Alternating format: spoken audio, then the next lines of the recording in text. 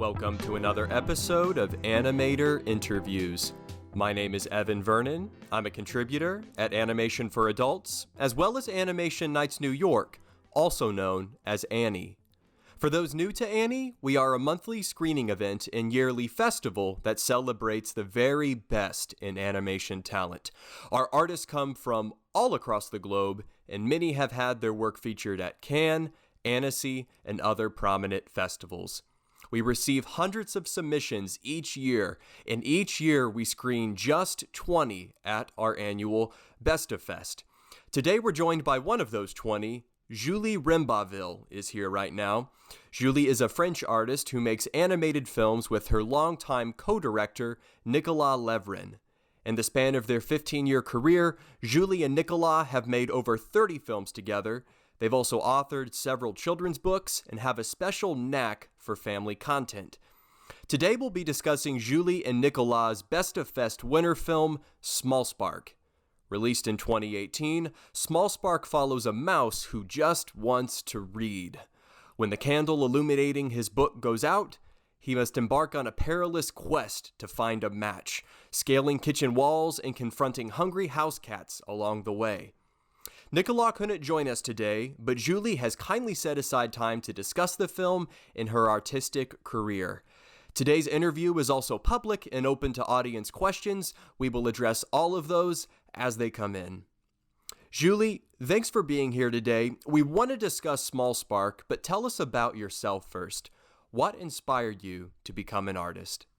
To become an artist? I don't know, but we met with Nicolas. He's not here, but he's always here.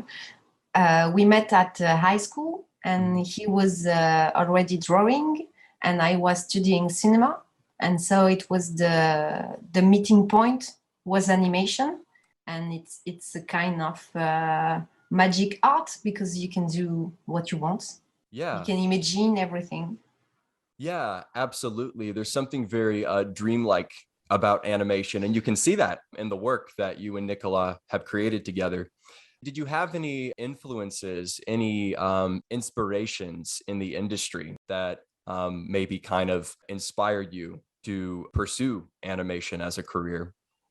I'm going to have 40 years old, so I grew up with all the Disneys that were broadcasted on cinema, and we were waiting for the new Disney film.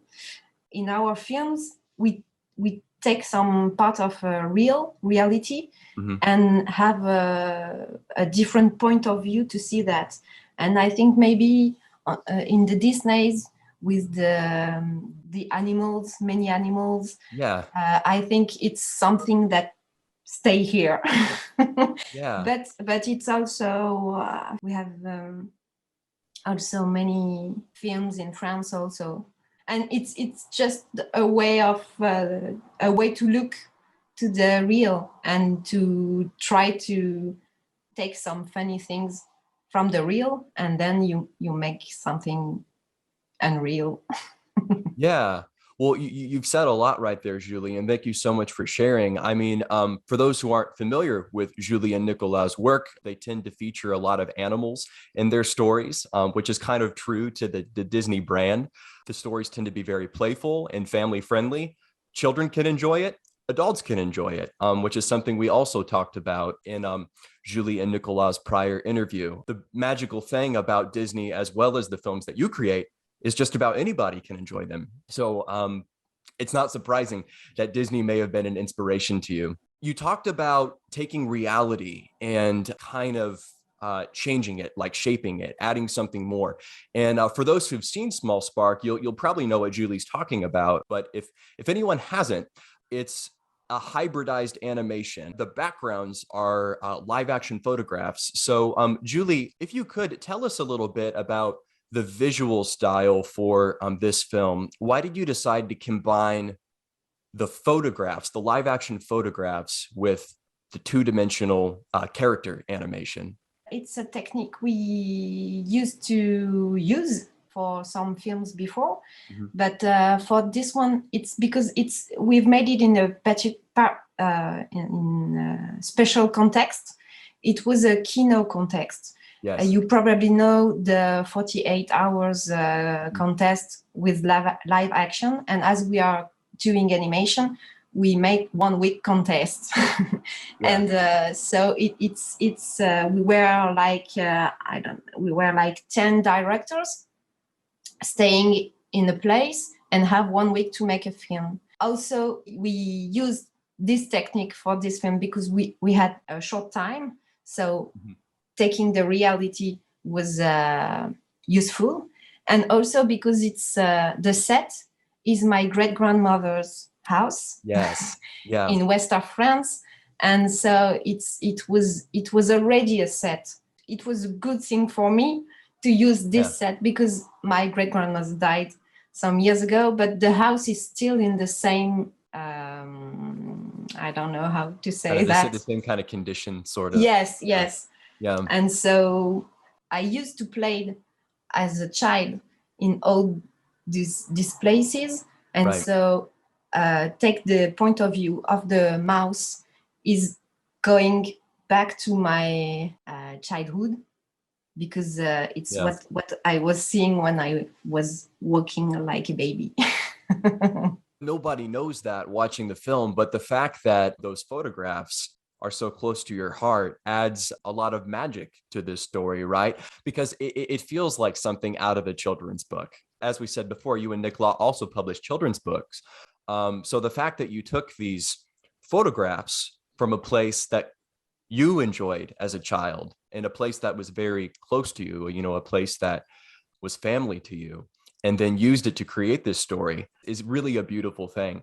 It's kind of odd, you know, we've talked to artists who work under deadlines and have to make compromises, you know, artistic compromises.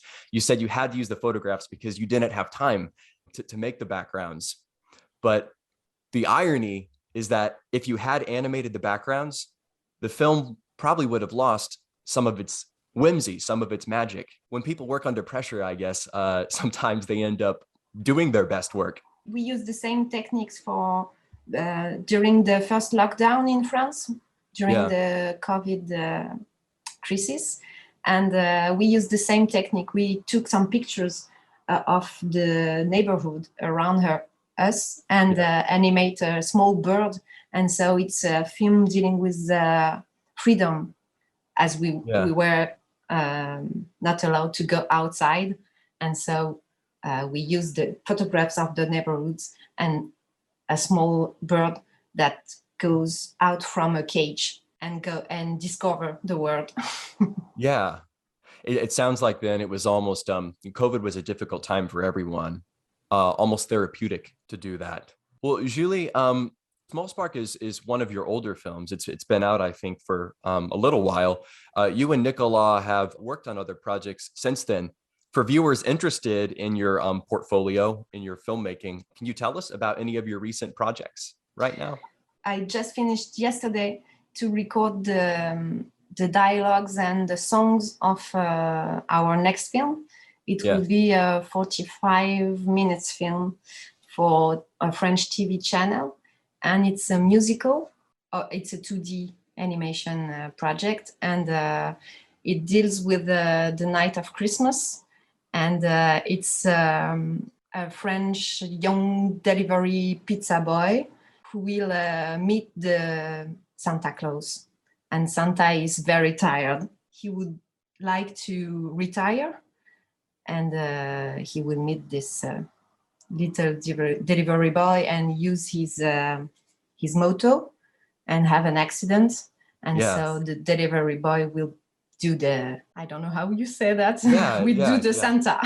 No, I mean, that sounds absolutely delightful. And if your other films are any indication of what that's going to look like, I wish I was in France so I could see it. You said it's going to be on broadcast. Is that right? On a television? Yeah. And for those listening in, there is a lot of public funding for independent animation in France, but it's extremely competitive. So Julie, I just want to compliment you and Nicolas. That says a lot about how talented you are as artists, that you can get that kind of support for your work. Is it with the CNC or? Yes. Okay. We are very lucky in France because we are many TV channels which can give some money for making the film. We have also, as you say, the CNC, National Center of the Cinematography. Yeah.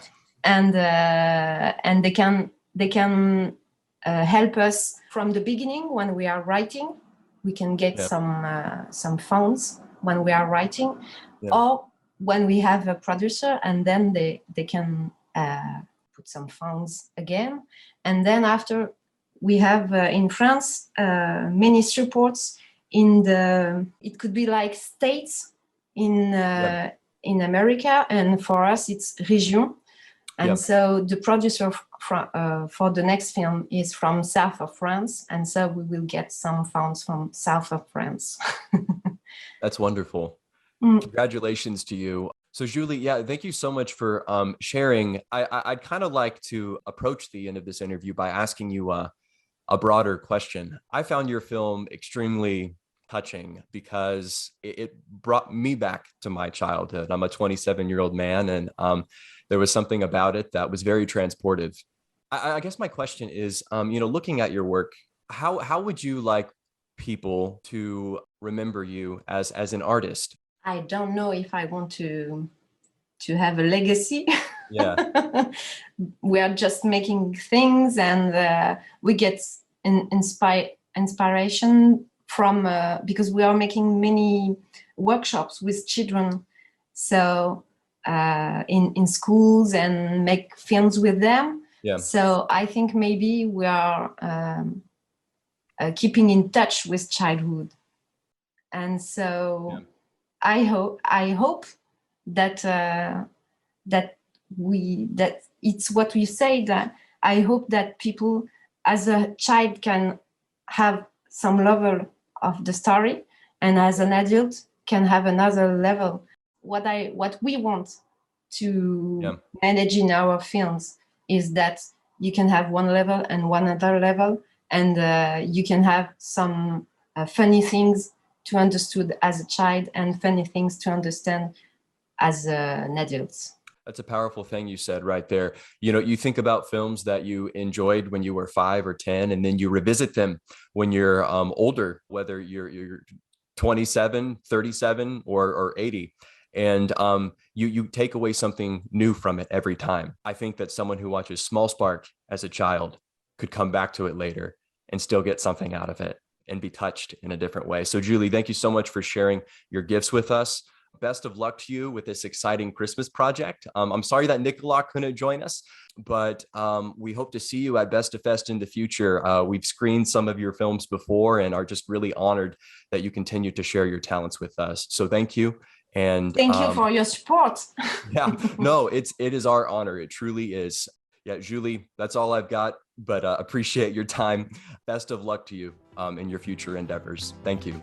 Thank you very much.